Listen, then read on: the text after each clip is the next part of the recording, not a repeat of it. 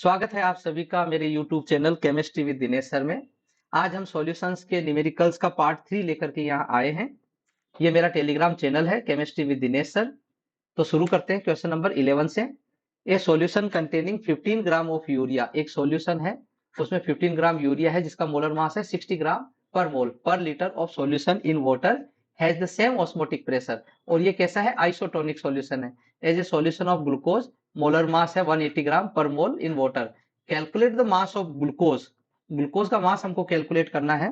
तो देखते हैं कि आइसोटोनिक सॉल्यूशन जो दे रखा है, तो इसके लिए लिखेंगे कि फॉर आइसोटोनिक आइसोटोनिक सॉल्यूशंस के लिए क्या हो जाएगा, यहाँ पे दो दे रखे हैं ऑस्मोटिक प्रेशर यूरिया और ग्लूकोज का। तो पाई यूरिया आइसोटोनिक है तो इक्वल हो जाएगा पाई ग्लूकोज। दोनों की वैल्यू निकाल लेते हैं हम। पाई यूरिया, इसका फॉर्मूला हो जाएगा N R T by V. N क्या हो जाएगा? Given mass by molar mass. Molar mass किसका? यूरिया का। गिवन मास कितना दे रखा है? गिवन मास दे रखा है 15 ग्राम, तो 15 ग्राम लिख देंगे। मोलर मास कितना है यूरिया का? 60, यहाँ 60 लिख देंगे। तो पाई यूरिया क्या हो जाएगा? एन की जगह हमने लिख दिया 15/60 इंटू आर टी, और वी कितना है यहाँ पे? पर लीटर, तो 1 लीटर लिख देंगे। ये यूरिया का आ गया। इसी तरह से पाई ग्लूकोज, ये फाइंड आउट कर लेंगे हम N R T by V. N की वैल्यू ग्लूकोज के लिए कितनी आ जाएगी? गिवन मास तो हमको फाइंड आउट करना है और मोलर मास 180 ग्राम दे रखा है, तो 180 ग्राम आ गया। यहाँ पे वैल्यू हम लिखेंगे W by 180 into R T, volume 1 litre है। तो ये दोनों वैल्यू जो है यहाँ पे हम रख देंगे 15/60 इंटू आर टी बाई 1, ये किसके इक्विवेलेंट हो जाएगा? W by 180 into are T by 1। R T से आर टी कैंसिल हो गया। W क्या हो जाएगा? 15 इंटू 180 डिवाइड बाई 60, और जब इसको सोल्व करते हैं हम तो ये आता है 45 ग्राम। तो W की हमारे पास में वैल्यू कितनी आ गई? 55 ग्राम। ठीक है, तो calculate the mass of glucose present in 1 litre of its solution कितना हो जाएगा? 45 ग्राम हो जाएगा। क्वेश्चन नंबर 12 है the freezing point of solution containing 0.3 gram of acetic acid in 30 gram of benzene is lowered by 0.45 degree Celsius. Calculate want Hoff factor, और kf की value दे रखी है यहाँ पे बेंजीन की 5.12 केल्विन किलोग्राम मोल इनवर्स। सबसे पहले देखते हैं कि हमें क्या क्या चीज यहाँ पे दी हुई है। सबसे पहले देखते हैं कि WB हमारे पास में ये क्या है? WB हमारे को दे रखा है 0.3 ग्राम, 0.3 ग्राम। WA 30 ग्राम, WA 30 ग्राम हमको दिया हुआ है। और डेल्टा TF कितना दे रखा है? 0.45 degree Celsius, 0.45 degree Celsius. KF की वैल्यू दे रखी है हमको, KF की 5.12 केल्विन किलोग्राम मोल इनवर्स, ये वैल्यू दी हुई है। हमको फाइंड आउट सबसे पहले क्या करना पड़ेगा? MB हमको फाइंड आउट करना पड़ेगा। उसके बाद में I वांट ऑफ फैक्टर हमको फाइंड आउट करना है। तो MB का फॉर्मूला हम सभी जानते हैं, पिछले क्वेश्चंस में भी, पिछले पार्ट में हमने किया था। MB equal to KF into WB into 1000 divide by delta TF into WA। अब इनकी वैल्यू हम इसमें पुटअप कर देते हैं। तो MB इक्वल टू क्या हो जाएगा? 5.12 into 0.3 into 1000 divide by delta TF की वैल्यू कितनी रखी हमने? 0.45। WA कितना रखा हमने? 30। तो MB की वैल्यू हमारे पास में कितनी आ जाती है? 113.8 ग्राम मोल इनवर्स। ठीक है, यहां तक समझ में आया? अब हम देखते हैं नॉर्मल मोलर मास हमारे पास में कितना दे रखा है? 60। कैसे? Normal molar mass, normal molar मास कैसे निकालेंगे? CH3COH, ये एसिटिक एसिड है, CH3COH एसिटिक एसिड। इसका हम मास निकालेंगे तो कार्बन का 12 प्लस हाइड्रोजन का 3 into 1 plus 12 plus 16 plus 16 plus 1, तो क्या हो जाएगा? 12 प्लस 3 1 जा 3 प्लस 12 प्लस 16 प्लस 1, जब इनको प्लस करेंगे हम तो कितना आएगा 60। ठीक है, यूनिट क्या आ जाएगी ग्राम मोल इनवर्स। तो ये हमारा नॉर्मल मोलर मास आ जाएगा। नॉर्मल मोलर मास कितना आ गया 60। अब आई हमको निकालना है। Now Van't Hoff factor i, i का फॉर्मूला क्या हो जाएगा यहाँ पे, normal molar mass, normal molar mass divide by observed molar mass, observed molar mass, ये इसका फॉर्मूला हो जाएगा। तो नॉर्मल मोलर मास कितना आ रहा है 60, तो हम रख देते हैं यहाँ पे 60। और ऑब्जर्व्ड मोलर मास कितना आया था हमारे पास में 113.8, तो 113.8 यहाँ पे वैल्यू हमने रख दी। तो आई की वैल्यू हमारे पास निकल के जो आ रही है वो है 0.527, 0.527। तो हमारा आंसर क्या हो जाएगा, वांट ऑफ फैक्टर कितना हो गया 0.527।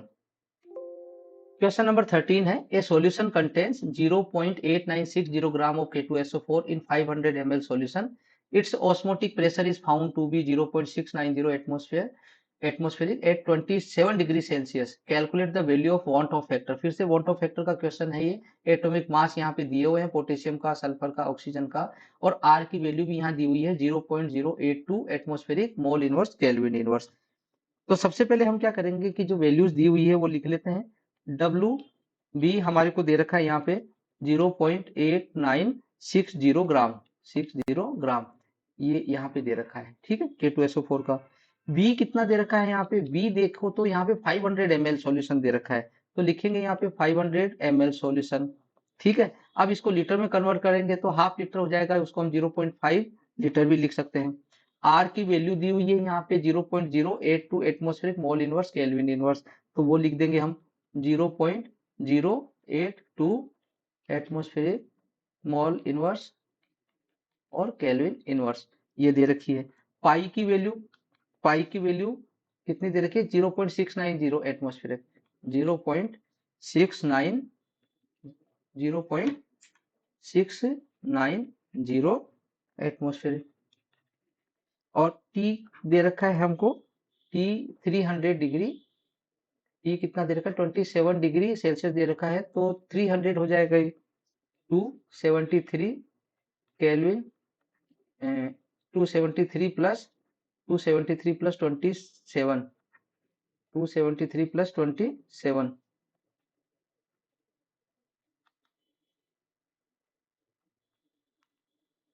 प्लस 27, तो ये आ गया हमारे पास में 300 केल्विन। ठीक है, अब हम एम बी फाइंड आउट करेंगे। एम बी, एम बी का फॉर्मूला क्या है हमारे पास में, W B into R into T divide by pi into V, ये हमारा एम बी का फॉर्मूला हो जाएगा। यहाँ पे पाई दिया हुआ है। ठीक है, तो M B is equal to क्या हो जाएगा, डब्ल्यू बी की वैल्यू रख दें हम। डब्ल्यू बी की वैल्यू कितनी है 0.8960, 0.8960। आर की वैल्यू कितनी दे रखी है 0.082, 0.082। टी की वैल्यू कितनी दे रखी है 300 केल्विन। पाई की वैल्यू कितनी दे रखी है 0.690, 0.690 इंटू वी कितना है 0.5। ये हमारे पास में वैल्यूज है जो हमने रखी है यहाँ पे। तो इनको जब हम सॉल्व करते हैं तो हमारे पास में एम वी की वैल्यू निकल के आती है 63.9 ग्राम मोल इनवर्स। ठीक है, अब नेक्स्ट हम देखते हैं कि normal molar mass, normal molar mass, normal molar mass, normal molar mass किसका निकालना है हमको, K2SO4, K2SO4 का। इनके सबके एटॉमिक मास ये दिए हुए हैं यहाँ पे। ठीक है, इनकी वैल्यूज हम रखेंगे यहाँ पे।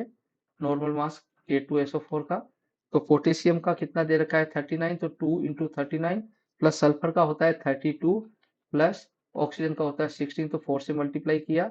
जब इसको सोल्व करते हैं तो ये आता है 174, तो ये नॉर्मल मोलर मास हो गया।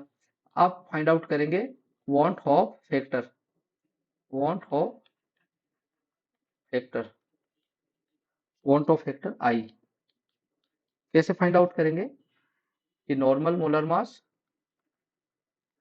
Normal molar mass divide by observed molar mass, observed molar mass. Normal molar मास कितना है? 174। ऑब्जर्व्ड मोलर मास कितना आया था? 63.9। तो आई की वैल्यू कितनी आ जाएगी? 2.72। यही हमारा आंसर होगा। क्वेश्चन नंबर 14 देखते हैं। Calculate the freezing point depression accepted for 0.0711 m aqueous solution of Na2SO4. If this solution actually freezes at minus 0.320 degree Celsius, what would be the value of watt of factor? Kf दे रखा है water का 1.86 degree Celsius mole inverse. तो हमारे को Kf दे रखा है, क्या दे रखा है? Kf कितना दे रखा है? Kf 1.86 degree Celsius mole inverse, ठीक है। और m कितना दे रखा है हमको?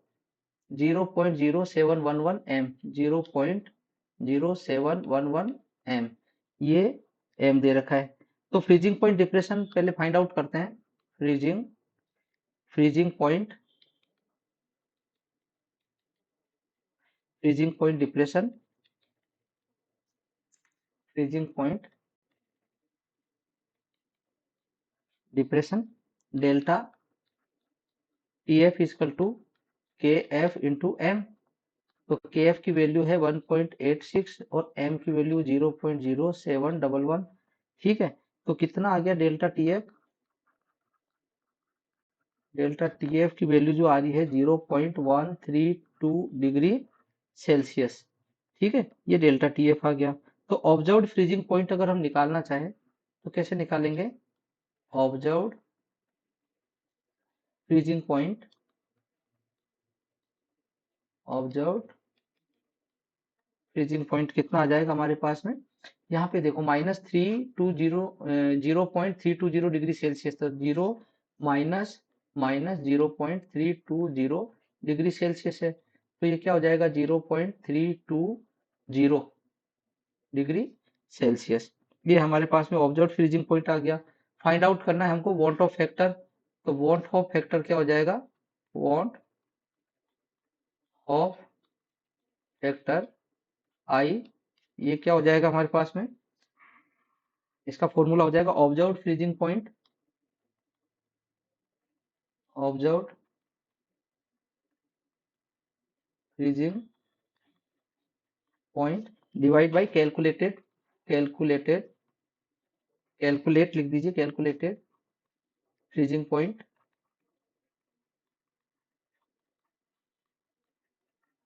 तो ऑब्जर्व फ्रीजिंग पॉइंट कितना है? ऑब्जर्व फ्रीजिंग पॉइंट हमारे पास है 0.320 डिग्री सेल्सियस, 0.320 डिग्री सेल्सियस। और कैलकुलेटेड कितना आ रहा है हमारे पास में? 0.132 डिग्री सेल्सियस। तो ये हमारे पास में आ रहा है 2.42। तो वाट ऑफ फैक्टर की वैल्यू कितनी आ जाएगी? 2.42। और यही क्या हो जाएगा? हमारा आंसर हो जाएगा। क्वेश्चन नंबर 15 देखते हैं। ए वन मोलल सॉल्यूशन मोलिलिटी दे रखी है और ट्राइक्लोरोएसिटिक एसिड, तो इसका फॉर्मूला दे रखा है CCl3COH, is heated to its boiling point. The solution has the boiling point of 100.18 degree Celsius. Determine the van't Hoff factor, और Kb की वैल्यू हमको दे रखी है। तो सबसे पहले तो देखते हैं कि ऑब्जर्व्ड बॉइलिंग पॉइंट एलिवेशन कितना दे रखा है इसने। Observed observed boiling point elevation, delta TV होता है। ये कितना दे रखा है? यहाँ पे 100.18 डिग्री सेल्सियस दे रखा है। तो 100.18 डिग्री सेल्सियस कितने में से माइनस करेंगे? 100 होता है वाटर का, तो 100 में से माइनस करेंगे। तो डेल्टा टीवी जो हमारे पास आ रहा है 0.18 डिग्री सेल्सियस आ रहा है। अब मोलिलिटी देखते हैं। Molality of solution, molality of solution कितना दे रखा है? मोलिलिटी 1.00। तो 1.00 मोलिलिटी दे रखी है सॉल्यूशन की, ठीक है। अब देखते हैं हम delta TB calculate boiling point elevation, boiling point elevation, ठीक है। कैलकुलेट का देखेंगे तो डेल्टा टीवी, यहाँ पे कैलकुलेट लिख दीजिए ताकि पता चले ऑब्जर्व में और कैलकुलेटेड में। इसका फॉर्मूला होता है केबी इंटू एम, केबी इंटू एम। केबी की वैल्यू दे रखी है 0.512 और एम कितना है 1, तो ये कितना आ जाएगा हमारे पास 0.512 डिग्री सेल्सियस। ये कैलकुलेटेड डेल्टा टीबी आ गया। और 0.18 क्या आ गया, ऑब्जर्व आ गया। तो वांट ऑफ फैक्टर अगर हम निकालेंगे, वांट ऑफ फैक्टर तो कैसे निकलेगा, want Hoff factor small I, क्या इसका फॉर्मूला हो जाएगा, इसका फॉर्मूला हो जाएगा observed boiling point elevation, observed boiling point elevation divided by calculate, calculate boiling point elevation, ठीक है। वैल्यूज पुटअप कर देते हैं। ऑब्जर्व कितना है 0.18 और कैलकुलेट कितना है 0.512। जब इसको सोल्व करेंगे तो कितना आएगा, ये आ गया हमारे पास में 0.351 और यही हमारा आंसर हो जाएगा। क्वेश्चन नंबर 16 है, urea forms an ideal solution in water, determine the vapour pressure of an aqueous solution containing 10% by mass of urea at 40 degree Celsius, ठीक है। Vapour pressure of water at 40 degree Celsius कितना 55.3 mm of Hg दे रखा है, ठीक। तो सबसे पहले देखते हैं WA, WA कितना दे रखा है हमारे पास में 90 ग्राम, ठीक है। 10% है बाई मास, तो 10% में 10 ग्राम किसका हो जाएगा, सोल्यूट का। तो WA कितना हो जाएगा 90 ग्राम। WB कितना हो गया यहाँ पे 10 ग्राम, ये 10 ग्राम है, ठीक, 10 ग्राम हो गया। अब फॉर्मूला लगाते हैं हम PA0 minus PA divide by PA0 is equal to WB into MA divide by WA into MB, MB, ठीक है।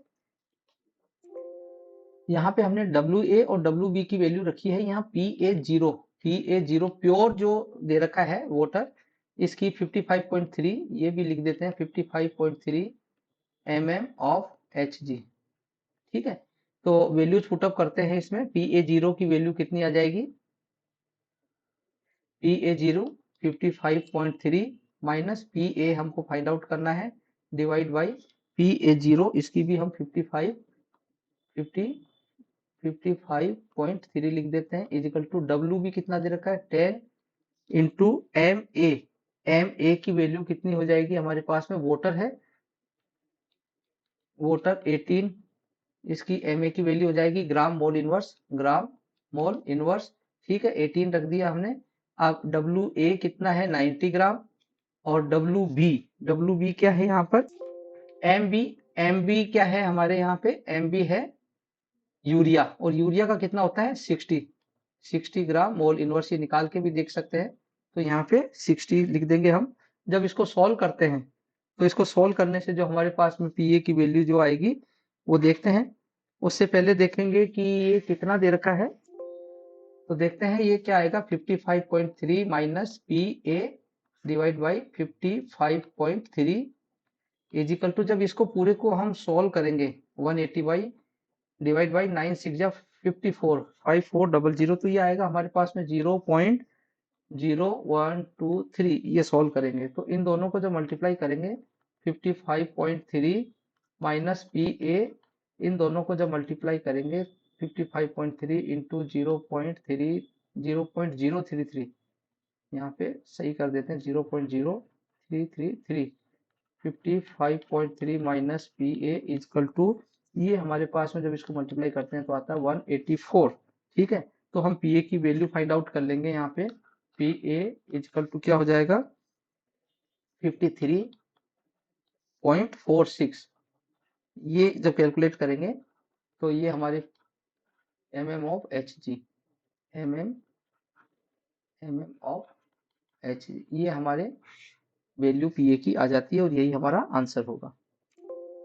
क्वेश्चन नंबर 17 देखते हैं। A solution of glucose C6H12O6 in water is labelled as 10% by weight. कितना दे रखा है? Glucose जो solute है 10% by weight. What would be the molality of the solution? Molality ये पूछ रहे हैं। तो 10% बाय वेट मींस क्या हो जाएगा कि 10 ग्राम जो ग्लूकोज है वो 100 ग्राम सॉल्यूशन में मिक्स किया हुआ है। तो क्या लिखेंगे? 10% by wait, 10% by wait means that 10 gram of glucose, 10 gram of glucose is present in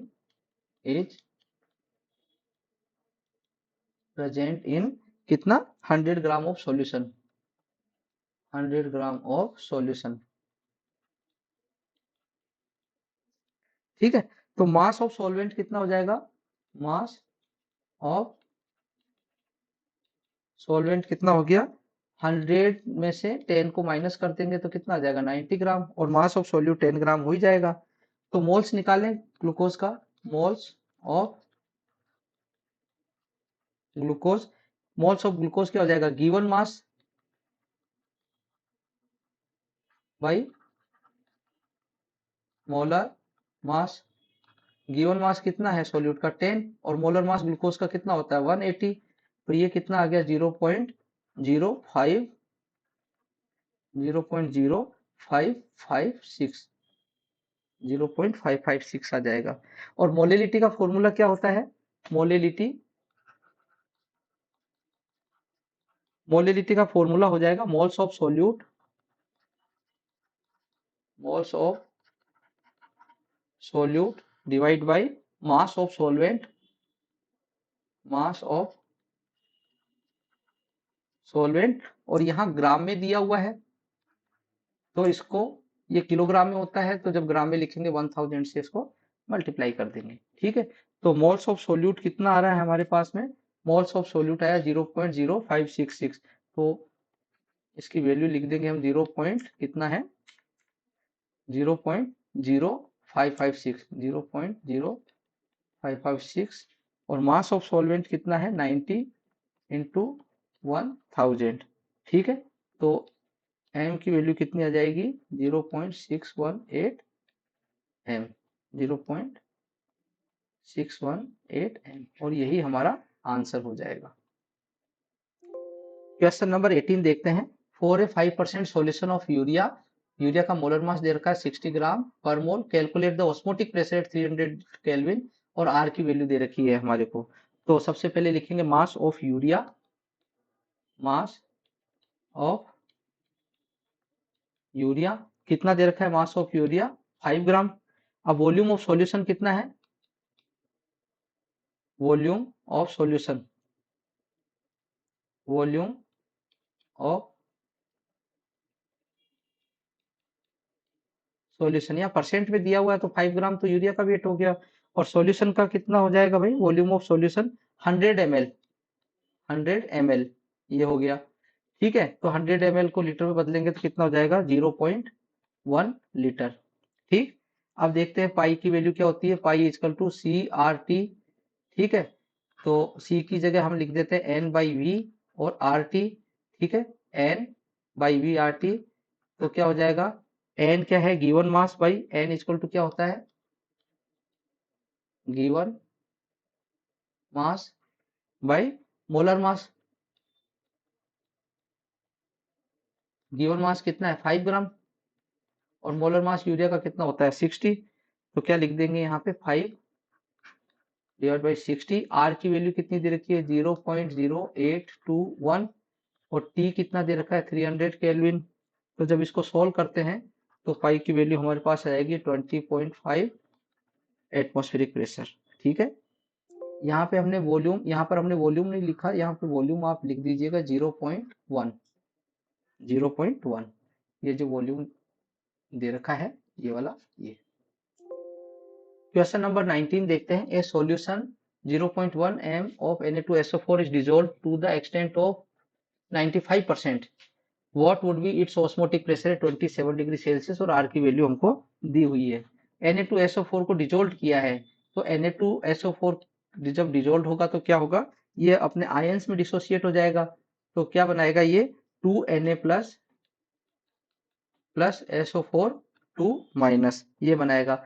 तो यहाँ पे n की वैल्यू कितनी आ जाएगी, 2 तो सोडियम के हो गए, 1 SO4 के हो गए, तो n इक्वल टू कितना आ जाएगा 3। ठीक है, अगर हम डिसोसिएशन डिग्री ऑफ डिसोसिएशन निकालते हैं, अल्फा मानते हैं इसको, if alpha is the degree of dissociation, degree of dissociation alpha is the degree of dissociation, then तो क्या होगा, alpha equal to I-1 divide by n-1, और यहाँ पे कितना दे रखा है 95% दे रखा है, तो 95 डिवाइड बाई 100 क्या हो जाएगा 0.95। ठीक है, तो ये इसकी वैल्यू हो जाएगी 0.95, यहाँ लिख देंगे। तो I-1 n की वैल्यू कितनी निकाली हमने 3, तो 3-1 इक्वल टू 0.95।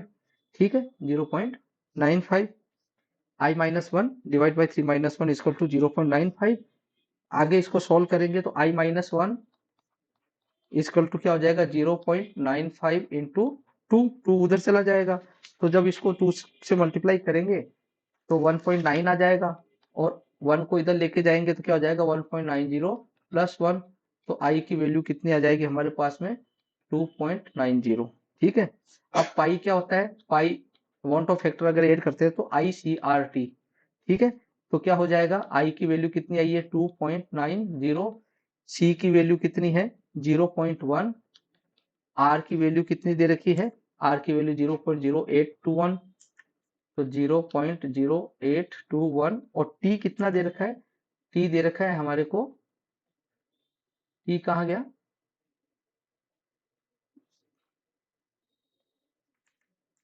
T, हाँ नेक्स्ट क्वेश्चन खुल गया था वो, T 27 डिग्री सेल्सियस, तो इसको हम 27 को क्या करेंगे प्लस 273, तो कितना आ जाएगा 300 केल्विन, तो 300 केल्विन लिख देंगे। ठीक है, जब इसको सोल्व करते हैं तो हमारे पास में पाई की वैल्यू जो आती है वो आती है 7.143 atmospheric pressure, atmospheric.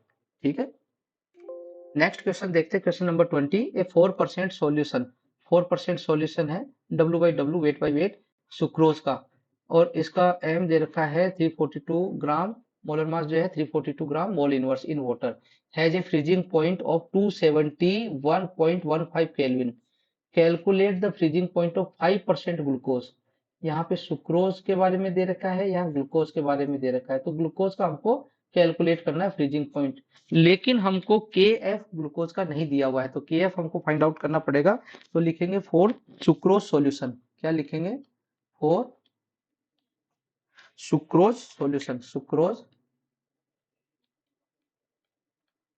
Sucrose solution के लिए देखेंगे क्या दे रखा है, WB equal to 4 gram.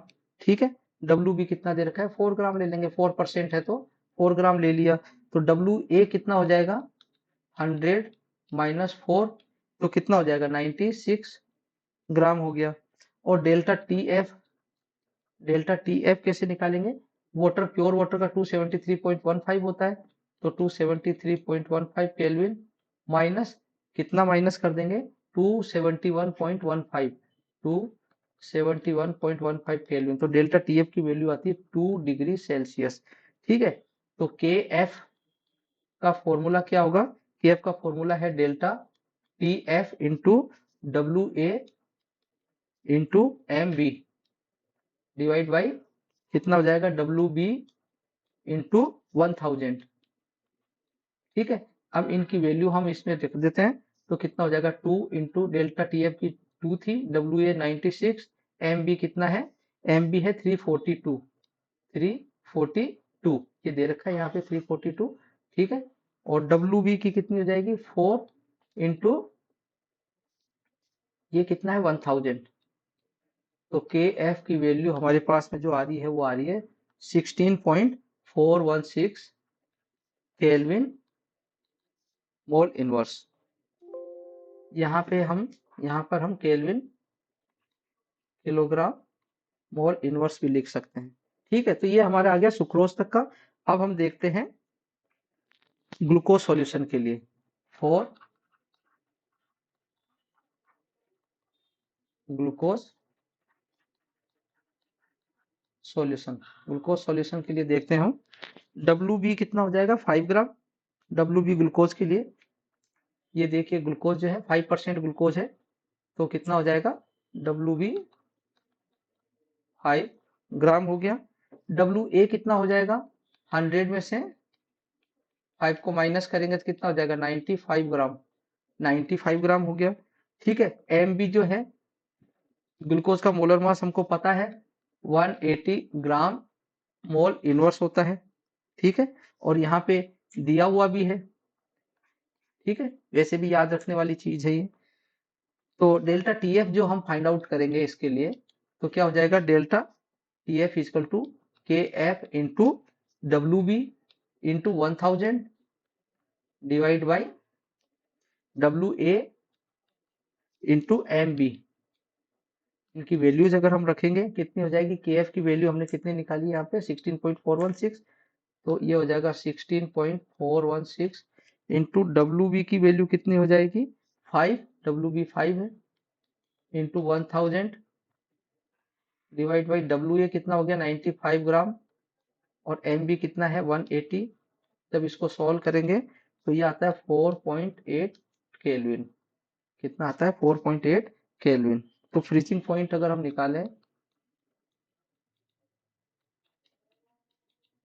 Freezing point of solution is equal to कितना हो जाएगा 273.15 माइनस 48, इसको माइनस करेंगे तो फ्रीजिंग पॉइंट कितना आ जाएगा हमारे पास में 268.35 केल्विन, और यही हमारा आंसर हो जाएगा।